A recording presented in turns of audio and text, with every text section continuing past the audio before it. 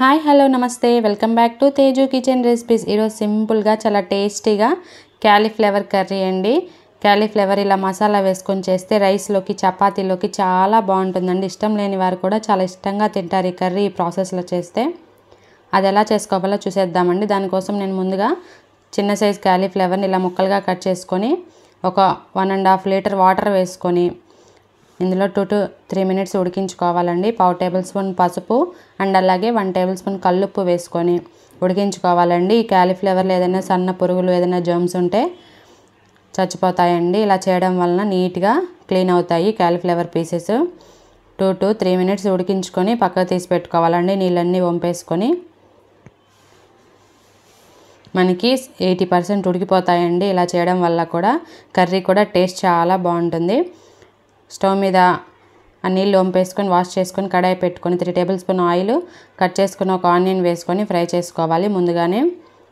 And అలాగే 3 టమాటాలని సన్న ముక్కలుగా కట్ చేసుకొని వేసుకోండి. అండ్ అలాగే 10 జీడిపప్పు పలుకులు కూడా వేసుకొని ఫ్రై చేసుకోవాలండి. టమాటాలు ఉల్లిపాయ బాగా సాఫ్ట్గా మగ్గేంత వరకు మగ్గించుకోవాలి. మగ్గిపోయిన తర్వాత సాఫ్ట్గా ఒక మిక్సీ జార్లోకి తీసి పెట్టుకోండి. అదే ఆయిల్లో కొంచెం సాల్ట్, కొంచెం కారం వేసుకొని మనం ఉడికించుకున్నాం కదా క్యాలీఫ్లవర్ ముక్కలు, అవి వేసుకొని ఒక 2-3 నిమిషాల పాటు ఫ్రై చేసుకోవాలండి. మీరు ఫస్ట్ టైం కనుక మన ఛానల్ని చూస్తున్నట్లయితే లైక్ చేసి సబ్స్క్రైబ్ చేయండి ఫ్రెండ్స్. ఒక 3 నిమిషాల పాటు ఫ్రై చేసుకొని పక్కకు తీసి పెట్టుకోవాలండి. ఈ పీసెస్ కూడా టమాటా, ఆనియన్ అండ్ అలాగే జీడిపప్పు పలుకుల్ని మిక్సీ జార్లోకి వేసుకున్నాం కదా, ఇందులోకి 6 వెల్లుల్లి రెబ్బలు, 1 ఇంచు అల్లం చిన్న ముక్కలుగా కట్ చేసుకొని వేసుకోవాలి. 1/2 టేబుల్ స్పూన్ గరం మసాలా కూడా వేసుకొని మెత్తని పేస్ట్ లాగా వీలైనంత మెత్తగా మిక్సీ పట్టుకోండి. ఈ విధంగా స్టవ్ మీద కడాయి పెట్టుకొని 4 టేబుల్ స్పూన్ల ఆయిల్ వేసుకొని బిర్యానీ ఆకు అండ్ అలాగే 1 ఇంచు చెక్క, 2-3 లవంగాలు, 2 పచ్చిమిర్చి, కొంచెం కరివేపాకు వేసుకొని ఫ్రై చేసుకోవాలండి. మనం మిక్సీ పట్టుకున్నాం కదా టమాటో ఆనియన్ పేస్ట్ కూడా ఇందులోకి వేసుకొని బాగా మిక్స్ చేసుకోవాలండి. ఈ ప్రాసెస్లో చేయడం వల్ల కర్రీ టేస్ట్ రెట్టింపు అవుతుందండి నార్మల్గా చేసే విధంగా కంటే కూడా. ఇందులోకి 1 table spoon salt, 1/2 table spoon పసుపు వేసుకొని బాగా మిక్స్ చేసుకోవాలండి. ఈ పేస్ట్ని పచ్చివాసన లేకుండా బాగా ఉడికించుకుంటేనే మనకి కర్రీ టేస్ట్ చాలా బాగుంటుందండి. మూత పెట్టుకొని ఉడికించుకోవాలి నూనె పైకి తేలేంత వరకు. చూడండి ఈ విధంగా ఉడికించుకున్న తర్వాత కొంచెం దగ్గరగా పడుతుందండి.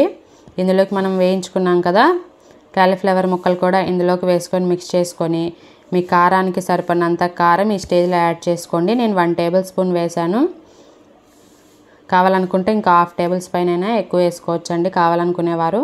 2 టేబుల్ స్పూన్ల ధనియాల పొడి కూడా వేసుకొని మిక్స్ చేసుకోవాలి.